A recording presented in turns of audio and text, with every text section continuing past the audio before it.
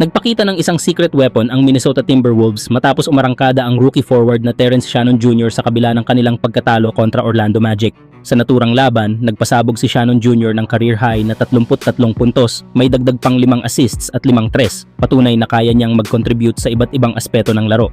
Kapansin-pansin din ang kanyang all-around performance na maihahalin tulad sa estilo ni Tyrese Haliburton dahil sa kombinasyon ng playmaking, scoring, shooting at depensa. Bagamat nauwi sa pagkatalo ang Timberwolves, magandang senyales ito para sa koponan, lalo na't patuloy pang nagpapagaling si Anthony Edwards mula sa injury habang kakabalik pa lamang ni Jaden McDaniels sa lineup. Sa ganitong klaseng performance, malinaw na may maaasahang bagong sandata ang Minnesota na maaaring maging susi sa kanilang pagbangon sa mga susunod na laro. Samantala, usap-usapan naman ngayon sa liga ang posibilidad na targetin ng Boston Celtics ang isang blockbuster trade para kay Giannis Antetokounmpo ngayong darating na off-season. Ayon sa ulat ni Sam Amick, kabilang ang Celtics sa mga koponang seryosong minomonitor ang sitwasyon ng Greek Freak kahit pa malakas na ang kanilang tsansa na magkampiyon kasama ang 2 Jays na sina Jason Tatum at Jaylen Brown.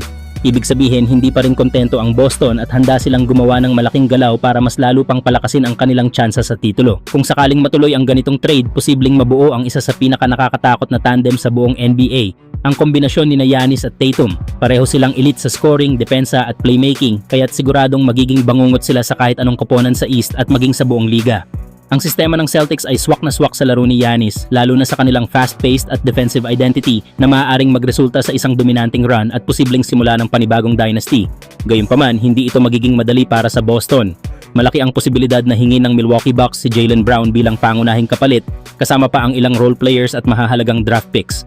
Isang mabigat na kapalit ito, lalo na't isa si Brown sa haligi ng kasalukuyang tagumpay ng Celtics. Pero sa kabila nito, hindi rin masasabi na lugi ang Boston kung makukuha nila si Giannis dahil ang potensyal ng tambalan nila ni Tatum ay maaaring magdala ng multiple championships sa franchise.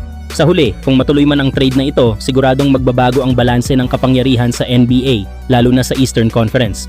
Isang bagong super team ang maaaring mabuo sa Boston, habang ang Bucks naman ay magkakaroon ng pagkakataong mag-rebuild gamit ang bagong core at future assets. Kayo mga idol, ano ang masasabi nyo dito?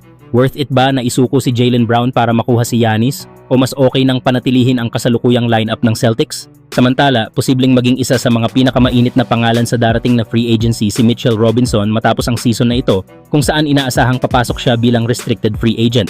Dahil sa kanyang solid na performance bilang rim protector at rebounder, maraming koponan ang nagbabantay sa kanyang sitwasyon at isa na rito ang Los Angeles Lakers na sinasabing seryosong interesado na makuha ang serbisyo ng big man. Ayon sa mga ulat, handa ang Lakers na maglatag ng malaking kontrata para kay Robinson upang masigurong mapunta siya sa kanilang koponan.